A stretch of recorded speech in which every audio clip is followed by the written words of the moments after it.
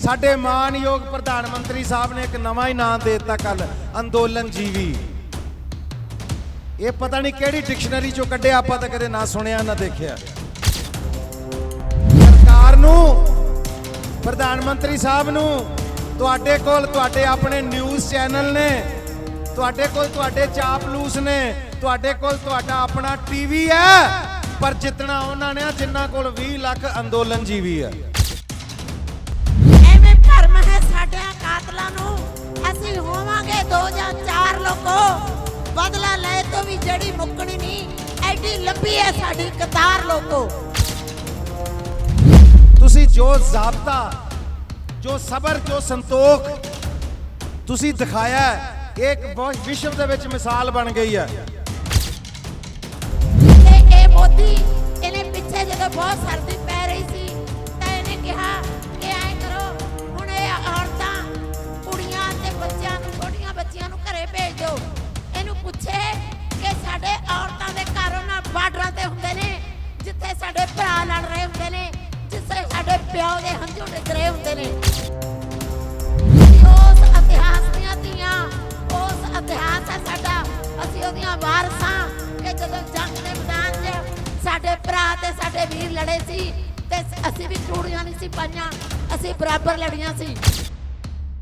तुहाडा सबर तोड़न दी कोशिश की जाएगी, तुहानू बखेरन दी, नखेड़न दी कोशिश की जाएगी, धर्म दे, जात दे, प्रांत दे नां ते तुहानू वंडन दी कोशिश की जाएगी। वो सारियां कोशिशां तुसीं अज तक फेल कीतियां ते अग्गों भी फेल करते रहना इन्हां दियां कोशिशां नूं। ये ते ओने जेड़े जेबां चों खर्च करते पे ने, जिन्हां ने घर वेचते थे, वो भी लोग बैठे ने, गड्डियां वेचतियां, प्लाट वेचते, पता नहीं की अपना सरमाया वेच के इत्थे आके बह गए, लंगर लाए हुए ने लोगों ने। इन्हां नूं की कोई खरीद लेगा?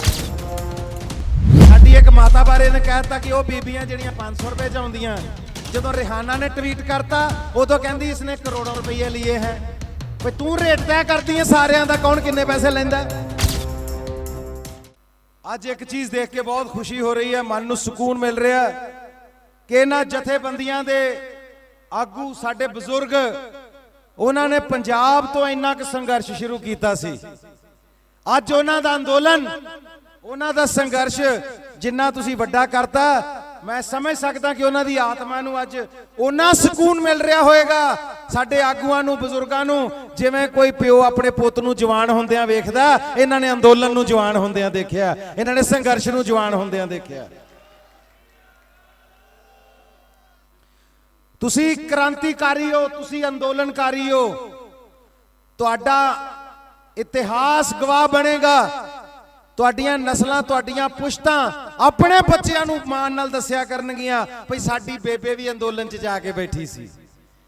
बेबे निहाल कौर दा जिक्र भी होना, बेबे प्रकाश कौर दा भी जिक्र होना, बीबे साडी बेबे धन कौर दा भी जिक्र होना, साडी हरियाणे तो आई कुशल्या देवी दा भी जिक्र होना। कोई बीबी, माई, भाई, बच्चे, बुजुर्ग जिन्हां ने इत्थे हाजरी लवाई है, इतिहास च भी ते धुर दरगाहे भी तुहाडी हाजरी लग रही है। याद रखियो, परमात्मा सब देखदा है, तुहाडियां हाजरियां उत्थे लग रही ने।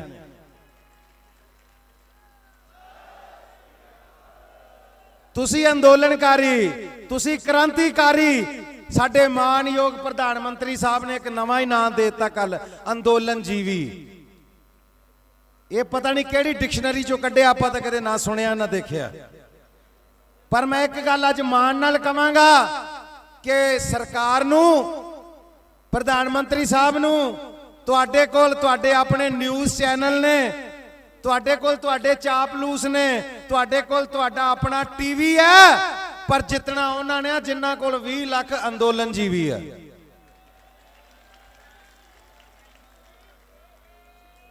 सो गल है जी कि तुसी जो ज़ाब्ता, जो सबर, जो संतोख तुसी दिखाया है, एक विश्व दे विच मिसाल बन गई है। और तुहाडे सबर दा इम्तिहान पल पल लिया जाएगा, तुहाडा सबर तोड़न दी कोशिश की जाएगी, तुहानू बखेरन दी, नखेड़न दी कोशिश की जाएगी, धर्म दे, जात दे, ਪ੍ਰਾਂਤ ਦੇ ਨਾਂ ਤੇ ਤੁਹਾਨੂੰ ਵੰਡਣ ਦੀ ਕੋਸ਼ਿਸ਼ ਕੀਤੀ ਜਾਏਗੀ। ਉਹ ਸਾਰੀਆਂ ਕੋਸ਼ਿਸ਼ਾਂ ਤੁਸੀਂ ਅੱਜ ਤੱਕ ਫੇਲ ਕੀਤੀਆਂ ਤੇ ਅੱਗੋਂ ਵੀ ਫੇਲ ਕਰਦੇ ਰਹਿਣਾ ਇਹਨਾਂ ਦੀਆਂ ਕੋਸ਼ਿਸ਼ਾਂ ਨੂੰ। ਇਹ ਕੋਸ਼ਿਸ਼ ਅਸੀਂ ਇਹਨਾਂ ਦੀ ਕੋਈ ਕਾਮਯਾਬ ਨਹੀਂ ਹੋਣ ਦੇਣੀ। ਔਰ ਇੱਕ ਗੱਲ ਮੈਂ ਹਕੂਮਤ ਨੂੰ ਵੀ ਯਾਦ ਕਰਾਉਣਾ ਚਾਹੁੰਦਾ ਕਿ ਤੁਸੀਂ ਅੱਜ ਕਿਸਾਨ ਨੂੰ ਮਿੱਟੀ ਦੇ ਵਿੱਚ ਮਿਲਾਉਣ ਦੀ ਕੋਸ਼ਿਸ਼ ਕਰ ਰਹੇ ਹੋ। ਤੁਸੀਂ ਸੋਚਦੇ ਹੋ ਕਿ ਕਿਸਾਨ ਨੂੰ ਮਿੱਟੀ 'ਚ ਮਿਲਾ ਦੇਾਂਗੇ ਤਾਂ ਖਤਮ ਹੋ ਜਾਏਗਾ।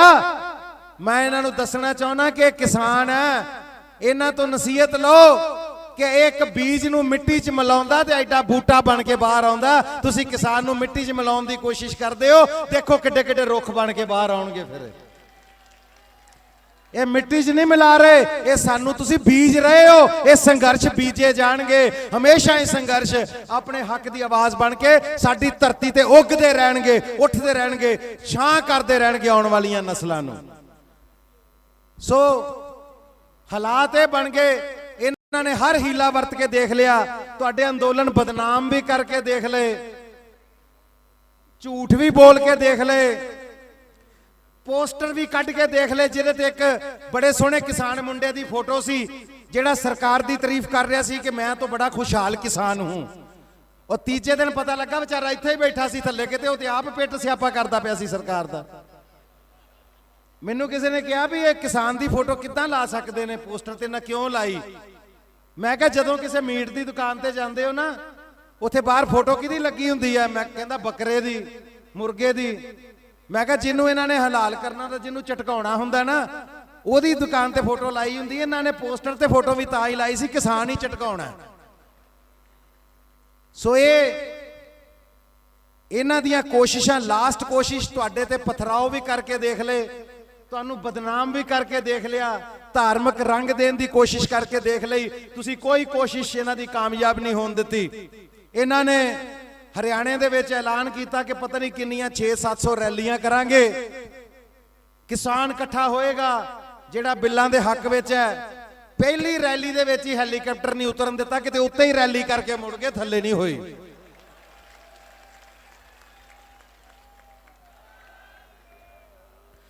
ਉੱਥੇ ਬਾਅਦ ਚ ਉਹਨਾਂ ਸੋਚਿਆ ਵੀ ਰੈਲੀਆਂ ਕਰੀਏ, ਫੋਨ ਕਰਦੇ ਸੀ, ਹਾਂਜੀ ਕੱਲ ਵਾਲੀ ਰੈਲੀ का क्या बना जो कल हो रही है।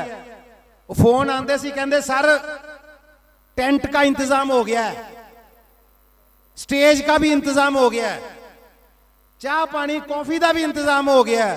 कहते फिर कहते पर किसानों का इंतजाम नहीं होया, वो कित्थों आने ने। सो रैली तो तां करोगे जे किसान आके कोई सामने बैठेगा, दिहाड़ीदार किन्ने बिठा लोगे सामने। ये तो वो ने जेड़े जेबां चों खर्च करते पे ने, जिन्हां ने घर वेचते थे वो भी लोग बैठे ने, गड्डियां वेचतियां, प्लाट वेचते, पता नहीं की अपना सरमाया वेच के इत्थे आके बह गए, लंगर लाए हुए ने लोगों ने। इन्हां नूं की कोई खरीद लेगा। ये रेट लाउंदे ने। साडी एक माता बारे कंगना ने, साडी एक माता बारे ने कहता कि वो बीबियां जिहड़ियां 500 रुपए च आउंदियां, ਜਦੋਂ रिहाना ने ट्वीट करता उदों कहती इसने करोड़ों रुपये लिए हैं। भाई तू रेट तय करती है सारिਆਂ ਦਾ, कौन किन्ने पैसे लेंदा। कमाल दी गल है। पर अज असीं ये दस्सण वास्ते इत्थे आए हैं, बहुत जल्दी गल नूं खत्म करांगा क्योंकि बहुत सारे बुलारे ने। असीं सिर्फ ये दस्सण वास्ते आए हैं कि जे 4 लोग बॉलीवुड दे, साडे किसानां दे, साडे आगूआं दे, साडे बुजुर्गां दे, साडे अंदोलन दे संघर्ष दे खिलाफ खड़े होए ना, अज 40 कलाकार बस भर के आए ने तुहाडे वास्ते। आ 40 कलाकार बैठे तुहाडी अपनी इंडस्ट्री दे। 4 दा जवाब 40 नाल देण आए आ। परमात्मा करे अंदोलन कल साडा असीं जित के खत्म करके घरां नूं मुड़ जाइए, अगे ना चलाउणा पवे। पर जे अंदोलन चलिया, यकीन करियो अज 40 आए आ छोटे जे नोटिस ते, अगली बारी 400 भी आके इत्थे बैठांगे तुहाडे नाल।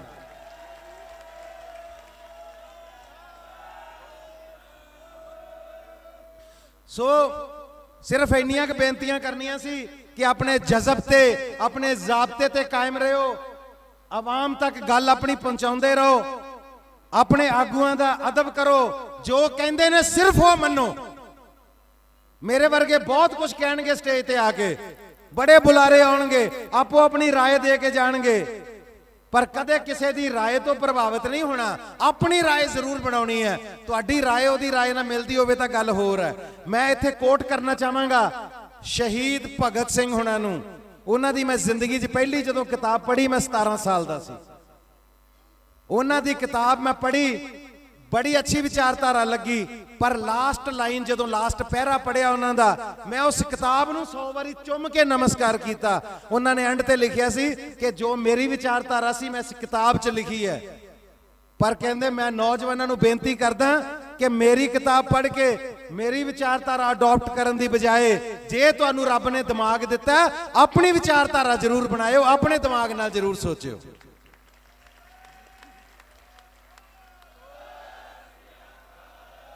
ਸੋ ਤੁਸੀਂ ਵਿਚਾਰਧਾਰਾ ਦੇ ਮਗਰ ਤੁਰੇ ਹੋਏ ਹੋ, ਤੁਹਾਡੀ ਵਿਚਾਰਧਾਰਾ ਸਾਹਮਣੇ ਬੈਠੀ ਹੈ, ਇਹ ਤੁਹਾਡੇ ਦਿਮਾਗ ਦੀ ਸੋਚ ਹੈ ਜਿਨ੍ਹਾਂ ਨੂੰ ਤੁਸੀਂ 6 ਮਹੀਨੇ ਤੋਂ ਫੋਲੋ ਕਰ ਰਹੇ ਹੋ। ਅੱਜ ਕੋਈ ਆ ਕੇ ਆਪਣੇ ਵਿਚਾਰ ਪ੍ਰਗਟ ਕਰਦਾ, ਉਹਦੇ ਜਜ਼ਬਾਤ ਕੀਮਤੀ ਹੋ ਸਕਦੇ ਨੇ, ਉਹਦੇ ਇਮੋਸ਼ਨਸ ਹੋ ਸਕਦੇ ਨੇ, ਉਹਦੀ ਭਾਵਨਾ ਸੱਚੀ ਹੋ ਸਕਦੀ ਹੈ, ਪਰ ਡਗਰ ਤੇ ਕਿਵੇਂ ਚੱਲਣਾ ਹੈ, ਰਸਤੇ ਤੇ ਕਿਵੇਂ ਚੱਲਣਾ ਹੈ, ਆਪਣਾ ਪਥ ਕਿਵੇਂ ਨਹੀਂ ਛੱਡਣਾ, ਸੀ ਕਿਵੇਂ ਸੱਚੇ ਮਾਰਗ ਤੇ ਚੱਲਦੇ ਆ, ਉਸਤਤ ਕਰੇ ਜਹਾਨ ਵਾਲੇ ਉਸ ਮਹਾਕਥਨ ਨੂੰ, ਮਹਾਵਾਕ ਨੂੰ ਸੱਚ ਕਰਨਾ, ਉਹ ਮਾਰਗ ਜੋ ਤੁਹਾਡੇ ਵੱਡੇ ਦੱਸਣਗੇ, ਤੁਹਾਡੇ ਲੀਡਰ ਦੱਸਣਗੇ, ਸਿਰਫ ਤੇ ਸਿਰਫ ਉਹ ਫੋਲੋ ਕਰਨਾ। ਲੀਡਰਾਂ 'ਚ ਤਾਕਤ ਕਿੰਨੀ ਹੁੰਦੀ ਹੈ, ਇਹ ਟਿਕੈਤ ਸਾਹਿਬ ਨੇ 2 ਘੰਟਿਆਂ 'ਚ ਸਾਬਤ ਕਰਤਾ ਸੀ ਪੂਰੇ ਸੰਸਾਰ ਨੂੰ। ਜਿੱਦਣ ਇਹਨਾਂ ਨੂੰ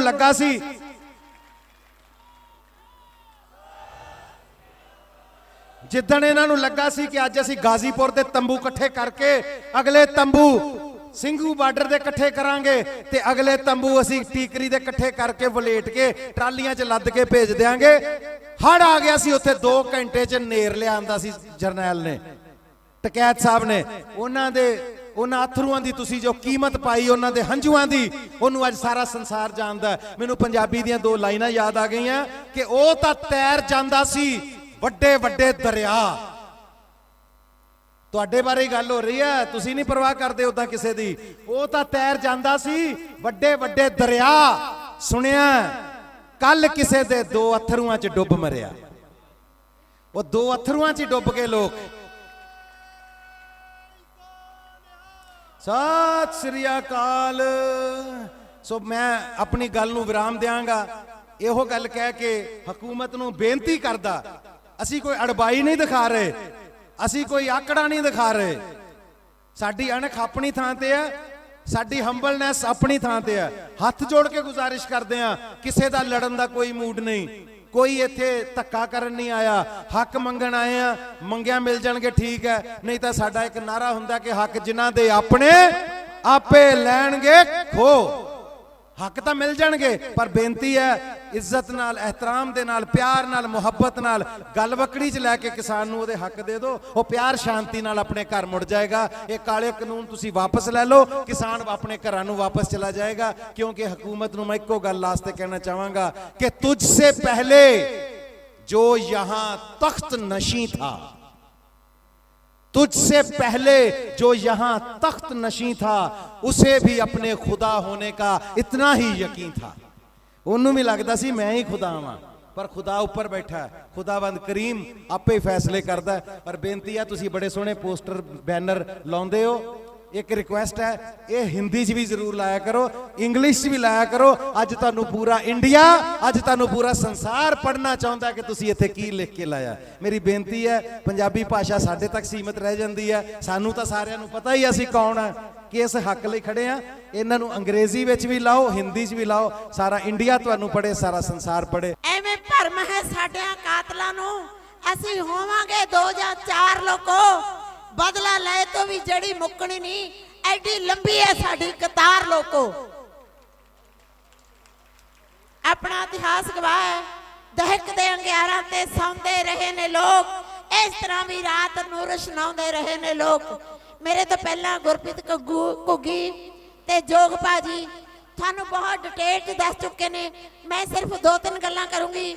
ਪਿਛਲੇ ਦਿਨਾਂ ਦੇ ਜੋ 6 ਮਹੀਨਿਆਂ ਤੋਂ ਸਾਡਾ ਸੰਘਰਸ਼ ਚੱਲ ਰਿਹਾ ਹੈ, ਮੈਂ ਇੱਕ ਗੱਲ ਜ਼ਰੂਰ ਤੁਹਾਨੂੰ ਯਾਦ ਦਿਵਾਉਣਾ ਚਾਹੁੰਦੀ ਹਾਂ ਕਿ ਜਿਹੜੇ ਅੰਦੋਲਨ ਦੇ ਵਿੱਚ ਸਾਡੀਆਂ ਮਾਵਾਂ ਜਾਂ ਭੈਣਾਂ ਦੀ ਹਾਜ਼ਰੀ ਨਹੀਂ ਹੁੰਦੀ, ਉਹ ਅੰਦੋਲਨ ਕਦੇ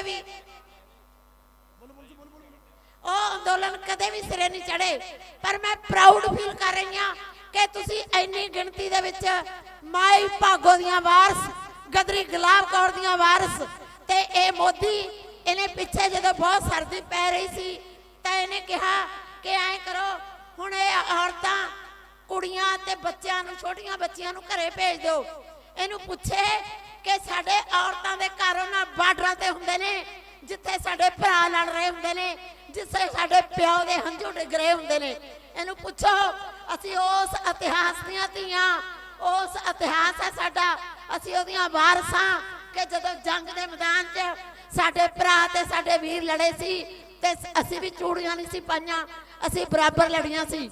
ਤੇ ਇੱਕ ਗੱਲ ਮੈਂ ਹੋਰ ਕਹਿਣੀ ਚਾਹੂੰ ਮੇਰੇ ਨੌਜਵਾਨ ਪੁੱਤਰਾਂ ਨੂੰ, ਤੁਸੀਂ ਬੜੀਆਂ ਚੀਕਾਂ ਮਾਰਦੇ ਹੋ ਜਦੋਂ ਕੋਈ ਆਰਟਿਸਟ ਸਟੇਜ ਤੇ ਆਉਂਦਾ ਹੈ।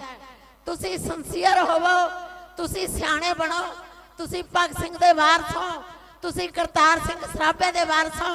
ਉਹਨਾਂ ਨੇ ਇੱਕੋ ਗੱਲ ਕਹੀ ਸੀ ਕਿ ਜਿਹੜੀਆਂ ਕੌਮਾਂ ਸਿਆਣੀਆਂ ਹੁੰਦੀਆਂ ਨੇ ਉਹਨਾਂ ਕੌਮਾਂ ਨੂੰ ਕੋਈ ਹਰਾ ਨਹੀਂ ਸਕਦਾ। ਤੁਸੀਂ ਗੁਰੂ ਗੋਬਿੰਦ ਸਿੰਘ ਦੇ ਵਾਰਸ ਹੋ, ਤੁਸੀਂ ਸਿਰਫ ਉਹਨਾਂ ਨੂੰ ਮੱਥੇ ਨਹੀਂ ਟੇਕਣੇ, ਉਹਨਾਂ ਨੂੰ ਪੜ੍ਹਨਾ। ਇਸ ਕਰਕੇ ਚੀਕਾਂ ਤਾਂ ਉਹਨਾਂ ਦੀਆਂ ਨਿਕਲਣੀਆਂ ਚਾਹੀਦੀਆਂ। ਸਾਡਾ ਤਾਂ ਸਬਰ ਵਰਤਦੇ ਨੇ ਉਹ ਸਬਰ। ਇਸ ਕਰਕੇ ਸਾਡੇ ਗੁਰੂ ਤੇਗ ਬਹਾਦਰ ਨੇ ਤੱਤੀ ਤਵੀ ਤੇ ਬੈਠ ਕੇ ਉਹਦੇ ਜ਼ਬਰ ਨੂੰ ਕਿਵੇਂ ਸਹਾ। ਸੋ ਪਿਆਰੇ ਬੱਚੋ, ਇੱਕੋ ਗੱਲ ਕਹੂੰਗੀ ਕਿ ਚੀਕਾਂ ਦੀ ਬਜਾਏ ਤੁਸੀਂ ਸਿਆਣੇ ਬਣੋ। ਅਸੀਂ ਸਿਆਣੇ ਕਿਵੇਂ ਬਣਨਾ? ਚੰਗਾ ਸਾਹਿਤ ਪੜ੍ਹ ਕੇ, ਸਾਡੇ ਲੀਡਰਾਂ ਦੀਆਂ ਗੱਲਾਂ ਮੰਨ ਕੇ, ਤੁਹਾਡੀ ਤੋਰ ਚੋਂ ਵੀ ਪਤਾ ਲੱਗਣਾ ਚਾਹੀਦਾ ਹੈ ਕਿ ਬੰਦਾ ਕਿੰਨਾ ਸਿਆਣਾ ਤੁਰਿਆ ਜਾਂਦਾ ਹੈ। ਤੁਹਾਡੇ ਬੋਲਣ ਤੋਂ ਵੀ ਪਤਾ ਲੱਗਣਾ ਚਾਹੀਦਾ ਹੈ, ਤੁਹਾਡੇ ਪਹਿਰਾਵੇ ਤੋਂ ਵੀ ਪਤਾ ਲੱਗਣਾ ਚਾਹੀਦਾ ਹੈ। ਸੋ ਪਿਆਰੇ ਬੱਚੋ, ਉਹਨਾਂ ਨੂੰ ਬੜਾ ਭੁਲੇਖਾ ਹੈ ਕਿ ਅਸੀਂ ਤਰ੍ਹਾਂ ਤਰ੍ਹਾਂ ਦੇ ਪੱਤੇ ਖੇਡ ਕੇ ਅਸੀਂ ਇਹਨਾਂ ਨੂੰ ਹਰਾ ਦੇਵਾਂਗੇ, ਪਰ ਸਾਡੀ ਜਿੱਤ ਯਕੀਨੀ ਹੈ।